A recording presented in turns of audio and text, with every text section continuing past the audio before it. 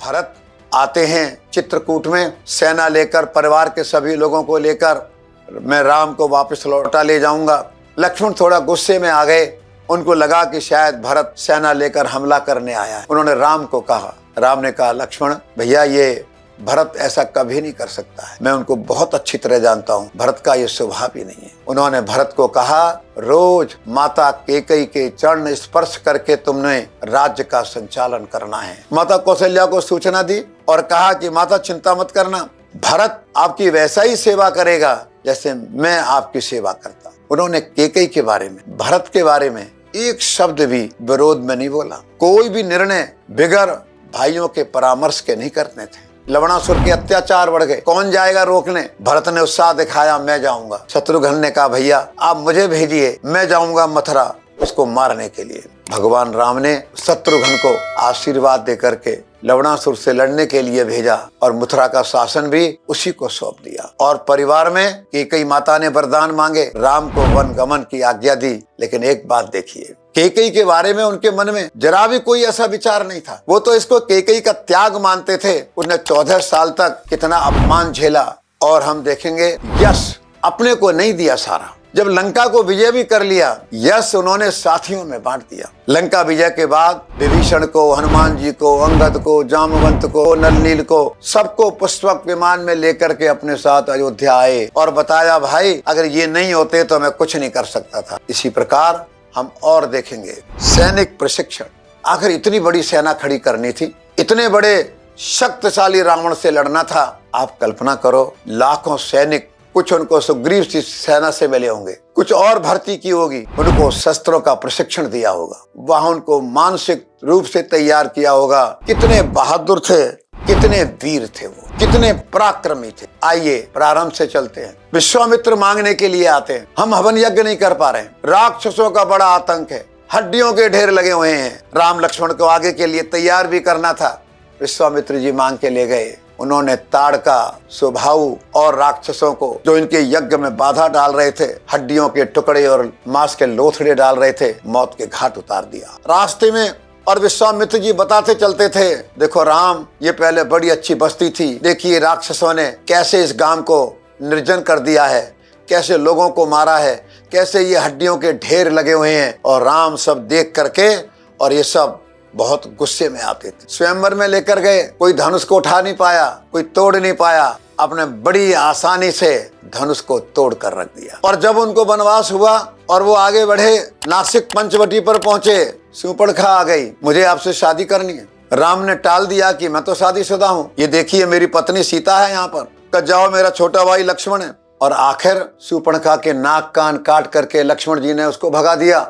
पर वो चुप नहीं बैठी। खरदूषण, त्रिशिरा, मरीच, 14,000 सैनिक, इन सब को लेकर आई अकेले उन्होंने और सब सैनिकों का संहार कर दिया। इतने बहादुर, इतने वीर। और उसके बाद उन्होंने रावण, लंका, उनके साथ युद्ध, कितने राक्षस मारे, कुंभकर्ण को मारा, रावण को भी मारा। कहते हैं 87 दिन युद्ध चला और रावण को मारा उन्होंने। वीरता में, बहादुरी में कोई मुकाबला नहीं था। और रावण जैसा शक्तिशाली अत्याचारी भी भगवान राम से जीत नहीं सकता था। मर्यादा पुरुषोत्तम भगवान श्री राम में एक आदर्श नेतृत्व के, कुशल संगठक के, उनके अंदर सारे गुण विद्यमान थे। वो वापस आते हैं लंका विजय करके।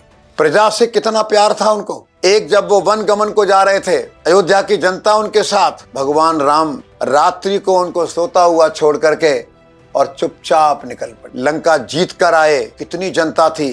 जब राज्याभिषेक हुआ तब भी कितनी प्रजा थी, प्रजा कितना प्यार करती थी। एक उदाहरण कहते हैं, भगवान राम जब आए, अयोध्या की जनता ने उनका स्वागत किया।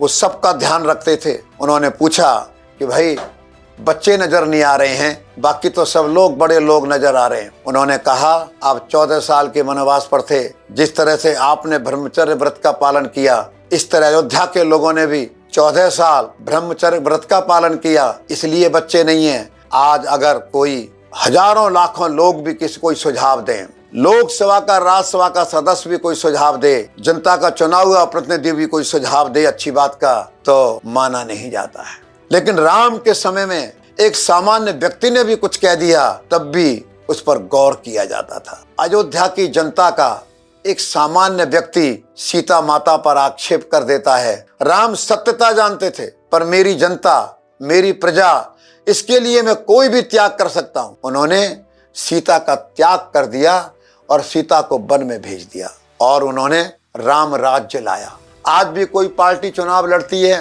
कहती है आप हमको वोट देना, हम राम राज्य लाएंगे। राम राज्य का मतलब है सब सुखी हैं, कोई बीमार एक तो होता नहीं, होता है तो उपचार तुरंत मिलता है, शिक्षा सबके लिए सुलभ है, गरीबी नहीं है, भौतिक सारे साधन उपलब्ध हैं, धन धान्य की कोई भी कमी नहीं है, सबको न्याय शीघ्र मिलता है, जात पात की भावना नहीं है, सब प्यार से रहते हैं। इसलिए हमने कहा कि भगवान राम ने जो शासन स्थापित किया, हम उसे राम राज्य की संज्ञा देते हैं। हम भारत में ऐसा ही राम राज्य देखना चाहते हैं। राम हमारे देश के कैसे महानायक हैं, किस प्रकार से जीवन जिया है। एक पत्नी व्रत उन्होंने निभाया, जीवन मूल्य कायम किए, कुछ नैतिकताएं कायम की, एक विवाह। आज हमारे हिंदू परिवारों में आप देखेंगे, हम एक विवाह को ही हम आदर्श मानते हैं, कोई दूसरा विवाह करता है हम उसको अच्छा नहीं मानते। और देखेंगे आप, मंथरा ने कैकेयी को कितना भड़काया, मंथरा को कोई सजा नहीं दी, उन्होंने उसके अपराध को क्षमा कर दिया।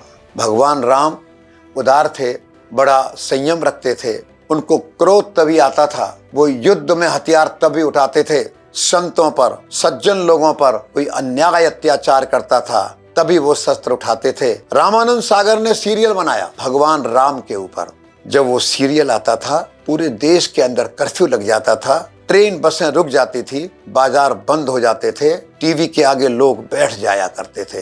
राम हमारे जीवन में कितनी गहराई से अंदर तक समाये हुए। विश्व हिंदू परिषद ने राष्ट्रीय स्वयंसेवक संघ के मार्गदर्शन में, पूज्य संतों के मार्गदर्शन में राम जन्मभूमि पर को मुक्त कराने के लिए देश के अंदर ऐसा आंदोलन चलाया, आजाद भारत में इतना बड़ा आंदोलन आज तक नहीं हुआ होगा। राम मंदिर के लिए कितनी लड़ाइयां हुई, कितने लोग मरे, 78 लड़ाइयां, 500 साल संघर्ष, 4.5 लाख लोगों का बलिदान लोगों ने हंसते हंसते किया है भाइयों। और राम जन्मभूमि आंदोलन जो चला है, अंतिम आंदोलन जो विश्व हिंदू परिषद ने संत और संघ के मार्गदर्शन में चलाया, 3.5 लाख गांवों में 13 करोड़ से अधिक भाई और बहनों की भागीदारी कराई है। कार सेवक कितने बलिदान हो गए, अपनी जान हथेली पर लेकर कार सेवा के लिए चल पड़े। और 22 जनवरी को जो अयोध्या में कार्यक्रम हुआ है, आप जरा विचार तो करके देखिए। राम हमारी नस नस में नहीं होते, पूरे देश के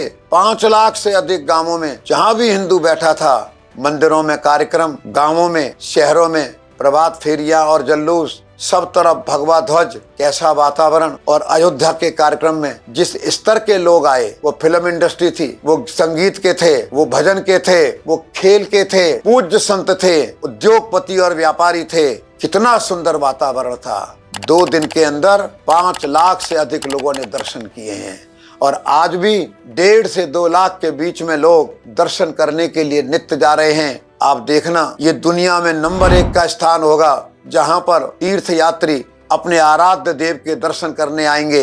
इस तरह हमने देखा राम ने अपने जीवन में किस तरीके से उन्होंने उस समय की परिस्थितियों को बदल दिया। आपको हमको भी चिंतन करना है। हमारा हिंदू समाज, हमारा सनातन धर्म जयंती मनाता है, भंडारा करता है, प्रसाद बांटता है, पूजा पाठ करता है, बिल्कुल करिए, पर राम ने किया क्या था, भगवान कृष्ण ने किया क्या था, हनुमान जी ने किया क्या था, विक्रमादित्य, चाणक्य, चंद्रगुप्त मौर्य ने किया क्या था, राणा प्रताप, शिवाजी, गुरु गोविंद सिंह जी महाराज ने किया क्या था, सरदार पटेल, नेताजी सुभाष चंद्र बोस, भगत सिंह, झांसी की रानी दुर्गावती ने किया क्या था, जरा इसका भी विचार करना पड़ेगा।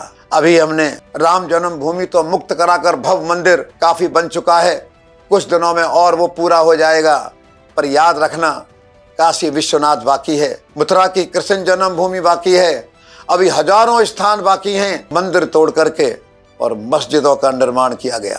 अभी कश्मीरी हिंदू को कश्मीर भेजना बाकी है, अभी लफ्ज हाथ को रोकना बाकी है, अभी हिंदुओं के जुलूसों पर होने वाले पथराव को रोकना बाकी है। पूरा विश्व हमारी ओर देख रहा है, भारत करवट लेकर के खड़ा हो रहा है, भारत राम मंदिर के साथ साथ राष्ट्र निर्माण की ओर आगे बढ़ रहा है। मैं आपसे इतना निवेदन करूंगा, अगर भगवान राम ने देश समाज के काम के लिए 14 साल के लिए घर छोड़ा था, अगर वो ये काम नहीं करते, वो राजा राम तो होते पर मर्यादा पुरुषोत्तम भगवान राम नहीं होते। भाइयों, आपको हमको भी जागना होगा, उनके गुणों को अपने अंदर लाना पड़ेगा, हिंदू समाज को संगठित करना पड़ेगा, इस देश को विश्व गुरु, सोने की चिड़िया, शक्तिशाली भारत, अखंड भारत, भारत विश्व में नंबर 1 ऐसा हमको बनाना होगा। इसी के साथ अपने विषय को समाप्त करता हूं। जय श्री राम।